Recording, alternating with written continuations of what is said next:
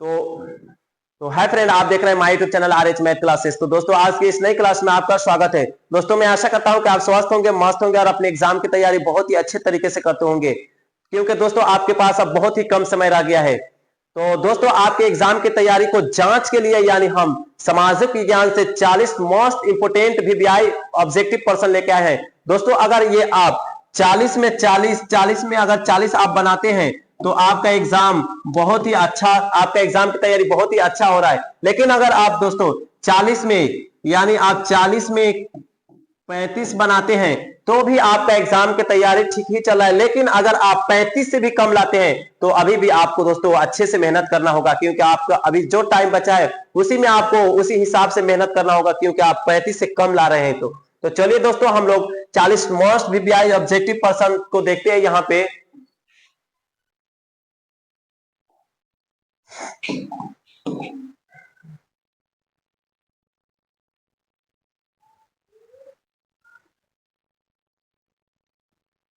तो हम लोग फर्स्ट नंबर पर्सन यहाँ पे देखते हैं दोस्तों, निम्नलिखित में से कौन संचार सेवा का अंक है। तो संचार सेवा का अंक हम लोग ऑप्शन में देखते हैं, यानी ऑप्शन ए है समाचार पत्र, या ऑप्शन ए है टेलीफोन, ऑप्शन सी है टेलीविजन, ऑप्शन डी है इनमें से सभी। तो इसका राइट आंसर क्या होगा, यानी ऑप्शन डी, यानी इनमें से सभी, यानी सभी क्या है, संचार सेवा का अंक है। तो इसका राइट आंसर यानी ऑप्शन डी हो गया। इसी तरह हम लोग 2 नंबर पर्सन देखते हैं यहाँ पे।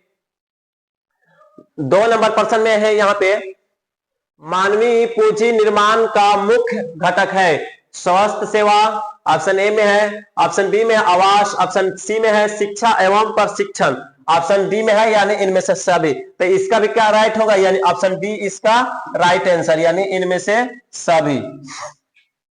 इसी तरह हम लोग 3 नंबर पर्सन यहाँ पे देखते हैं दोस्तों। 3 नंबर पर्सन में है, वैश्वीकरण का क्या अर्थ होता है। तो वैश्वीकरण का क्या अर्थ होता है, यानी विश्व अर्थव्यवस्था सा सामान्य। तो ऑप्शन सी इसका राइट आंसर, यानी ऑप्शन सी इसका राइट आंसर। इसी तरह हम लोग 4 नंबर पर्सन यहां पे देखते हैं। 4 नंबर पर्सन में है, अर्थव्यवस्था का किस क्षेत्र से हरित क्रांति संबंधित है। तो किस क्षेत्र से हरित क्रांति संबंधित है, यानी प्राथमिक क्षेत्र से। तो ऑप्शन इसका क्या होगा, यानी ऑप्शन ए इसका राइट आंसर, यानी ऑप्शन ए। इसी तरह हम लोग 5 नंबर पर्सन देखते हैं यहाँ पे दोस्तों। यहाँ पे 5 नंबर पर्सन है, निम्नलिखित में से कौन सा संस्था भारत में मुद्रा जारी करने के लिए अधिकृत है। तो कौन है, यानी RBI, यानी रिजर्व बैंक ऑफ इंडिया, यानी ऑप्शन ए इसका right answer, option A right answer. इसी तरह हम लोग 6 नंबर पर्सन देखते हैं, यानी 6 नंबर क्वेश्चन, बिहार राज्य है। तो बिहार राज्य क्या है, यानी एक कृषि प्रधान राज्य है, यानी एक कृषि प्रधान। तो इसका राइट आंसर यानी ऑप्शन डी, इसका राइट आंसर क्या होगा, यानी ऑप्शन डी। यहां पे ऑप्शन डी में है कृषि प्रधान। 7 नंबर पर्सन हम लोग देखते हैं यहाँ पे। 7 नंबर पर्सन में है, निम्नलिखित में से कौन हमारे रहन सहन के स्तरों को प्रभावित करता है। तो ये कौन करता है, यानी प्रति व्यक्ति आय। तो ऑप्शन में हम लोग देखते हैं यानी ऑप्शन सी इसका राइट आंसर, यानी सी आप प्रति व्यक्ति आय।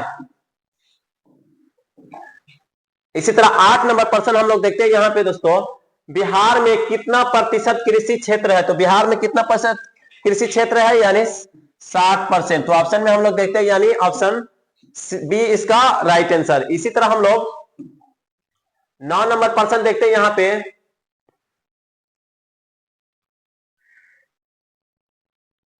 9 नंबर पर्सन में है, जर्मनी के एकीकरण के लिए कौन उत्तरदायी था। तो जर्मनी के एकीकरण के लिए कौन उत्तरदायी था, यानी बिस्मार्क। तो ऑप्शन इसका हम लोग देखते हैं, यानी ऑप्शन बी इसका राइट आंसर। अब हम लोग 10 नंबर पर्सन यहां पे देखते हैं। 10 नंबर पर्सन में है, फ्रैंकफर्ट की संधि किस वर्ष हुआ था। तो फ्रैंकफर्ट की संधि किस वर्ष हुआ था, यानी 1871 ईस्वी। तो ऑप्शन में हम लोग देखते हैं, यानी ऑप्शन डी इसका राइट आंसर, यानी ऑप्शन डी।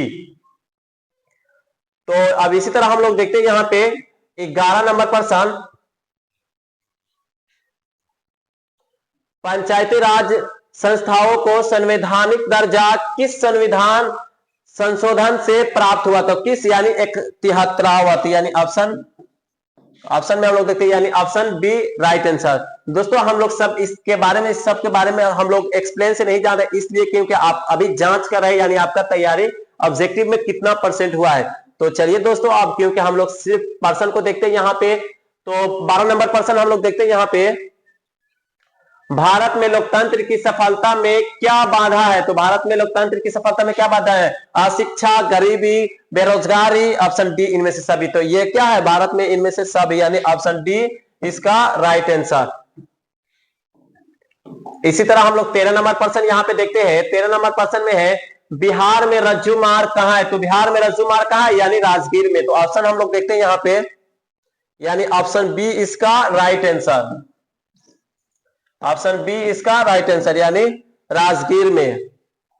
इसी तरह हम लोग 14 नंबर पर्सन देखते हैं यहाँ पे। 14 नंबर पर्सन में है, ससाराम नगर का विकास कब हुआ था। तो ससाराम नगर विकास कब हुआ था? यानी मध्य युग में। तो इसका राइट आंसर यानी ऑप्शन ए इसका राइट आंसर होगा, यानी मध्य युग में। दोस्तों ये मोस्ट वीवीआई ऑब्जेक्टिव पर्सन है, यानी सभी बुक से, यानी सोशल साइंस की जितना बुक है सभी में से। गोविंद सागर कृत्रिम जलाशय संबंधित है। तो कौन सा संबंधित है? यानी ऑप्शन में हम लोग देखते हैं, यानी ऑप्शन सी इसका राइट आंसर, यानी भाखड़ा नागल बांध से, यानी ऑप्शन सी इसका राइट आंसर। इसी तरह हम लोग 16 नंबर पर्सन देखते हैं यहाँ पे। 16 नंबर पर्सन में सर्वाधिक भूस्खलन पर्वन राज्य है। तो कौन है? यानी उत्तराखंड। तो ऑप्शन में हम लोग देखते हैं यहाँ पे, यानी ऑप्शन ए इसका राइट आंसर, यानी उत्तराखंड। इसी तरह हम लोग 17 नंबर पर्सन यहां पे देखते हैं। 17 नंबर पर्सन में, बिहार का कौन सा भाग सर्वाधिक सूखा पर्वन है। तो कौन सा भाग? यानी दक्षिणी बिहार। तो ऑप्शन में हम लोग देखते हैं, यानी ऑप्शन उत्तरी बिहार, पूर्वी बिहार, यानी दक्षिणी। ऑप्शन सी इसका राइट आंसर, यानी दक्षिणी बिहार। इसी तरह हम लोग 18 नंबर पर्सन देखते हैं। 18 नंबर पर्सन में, यानी 1871 में कौन सी संधि हुई। तो इससे पहले अभी आया था, यानी फ्रैंकफर्ट की संधि, यानी फ्रैंकफर्ट की संधि। तो ऑप्शन इसका क्या हो जाएगा? यानी ऑप्शन ए इसका राइट आंसर। इसी तरह हम लोग 19 नंबर पर्सन अब हम लोग देखते हैं। 19 नंबर पर्सन में है, 1830 की क्रांति के बाद फ्रांस में किस प्रकार का शासन स्थापित हुआ। तो फ्रांस में किस प्रकार का शासन स्थापित? संवैधानिक और राजतंत्र। ऑप्शन ई इसका, ऑप्शन बी इसका राइट आंसर, यानी संवैधानिक या राजतंत्र। तो इसका ऑप्शन बी राइट आंसर। इसी तरह हम लोग 20 नंबर देखते हैं। 20 नंबर क्वेश्चन देखते हैं यहाँ पे। 20 नंबर ऑप्शन, 20 नंबर पर्सन में है, रूस की बोल्शेविक क्रांति का नेतृत्व किसने किया था। तो किसने किया था? यानी लेनिन ने। इसका राइट आंसर होगा, यानी ऑप्शन सी, यानी लेनिन ने।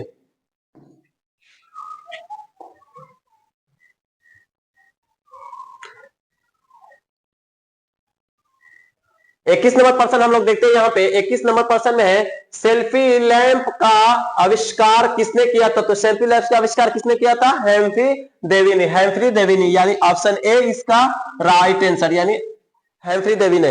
इसी तरह हम लोग 22 नंबर पर्सन देखते हैं यहाँ पे। 22 नंबर पर्सन में है, भारत छोड़ो आंदोलन का प्रसिद्ध नारा क्या था। भारत छोड़ो आंदोलन का प्रसिद्ध नारा क्या था? करो या मरो। तो ऑप्शन में देखते हैं, यानी ऑप्शन बी इसका राइट आंसर, यानी करो या मारो। Option B right answer. इसी तरह हम लोग 23 नंबर पर्सन देखते हैं यहाँ पे। हम लोग 23 नंबर पर्सन में है, समाजवादियों की बाइबल किसे कहा जाता है। तो समाजवादियों को बाइबल किसे कहा जाता है? यानी दास कैपिटल को। तो यानी ऑप्शन में क्या है? यानी ऑप्शन बी इसका राइट आंसर, यानी दास कैपिटल को। इसी तरह हम लोग 24 नंबर पर्सन देखते हैं यहाँ पे। 24 नंबर पर्सन में है, भारतीय राष्ट्रीय कांग्रेस की स्थापना कब हुई। तो भारतीय राष्ट्रीय कांग्रेस की स्थापना कब हुई? यानी 1885 में।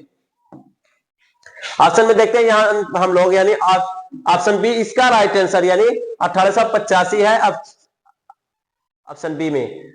25 नंबर पर्सन हम लोग देखते हैं यहाँ पे। 25 नंबर पर्सन में है, गांधी जी ने भारत में सत्याग्रह का पहला प्रयोग कहां किया था। तो कहां किया था? यानी गांधी जी ने सबसे पहला प्रयोग, यानी चंपारण से। दोस्तों अगर आप चंपारण से है तो जरूर कमेंट करें, क्योंकि हम भी चंपारण से है। तो चलिए दोस्तों, यहाँ पे राइट आंसर क्या होगा? यानी option A right answer, Champaran में।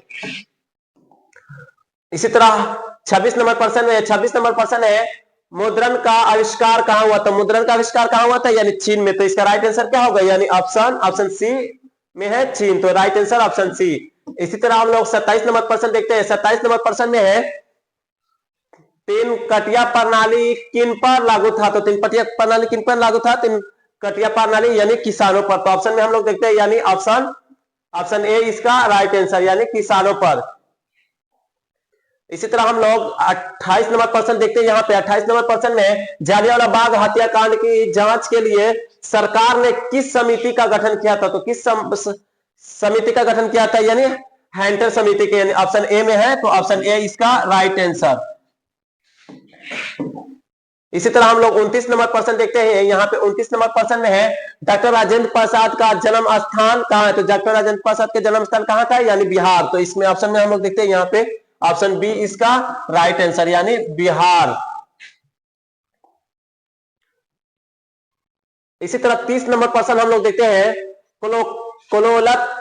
कोलोलत यानी जलप्रपात बिहार के किस जिले में स्थित है? किस जिले में स्थित है? यानी नवादा में। तो इसका राइट आंसर यानी option B Nawada, B right answer. इसी तरह हम लोग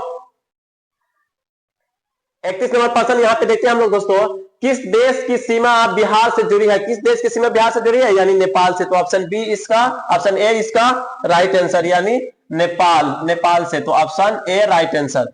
इसी तरह हम लोग 32 नंबर प्रश्न देखते हैं। यहाँ पे 32 नंबर प्रश्न में गठबंधन की सरकार बनाने के लिए किस प्रकार की दलीय व्यवस्था की जरूरत होती है? तो किस प्रकार की दलीय व्यवस्था की जरूरत होती है? यानी बहुदलीय। तो ऑप्शन में हम लोग देखते हैं यहाँ पे ऑप्शन सी इसका राइट आंसर यानी बहुदलीय व्यवस्था।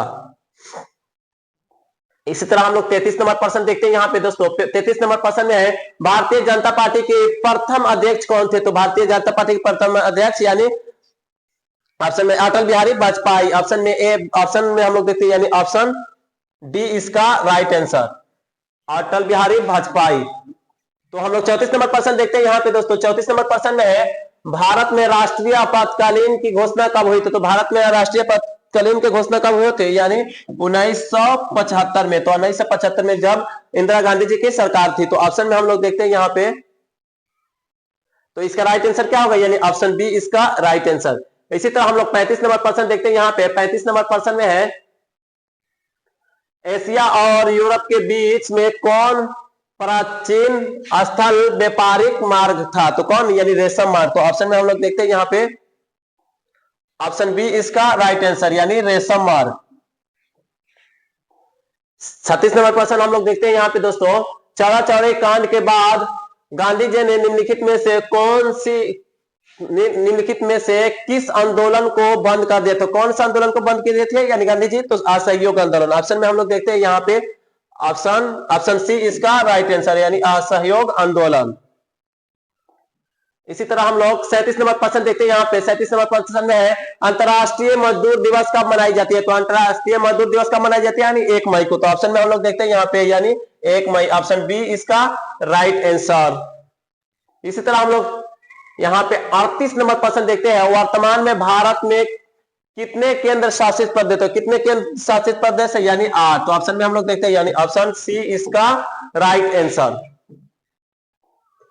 39 नंबर प्रश्न हम लोग देखते हैं दोस्तों, यहाँ पे सूचना का अधिकार संबंधित कानून कब पारित हुआ था? तो कब पारित हुआ था? यानी 2005 में, यानी 2005 में। ऑप्शन में हम लोग देखते हैं यानी ऑप्शन बी इसका राइट आंसर। तो दोस्तों अब ये रहा एक लास्ट पर्सन जो 40 नंबर क्वेश्चन है।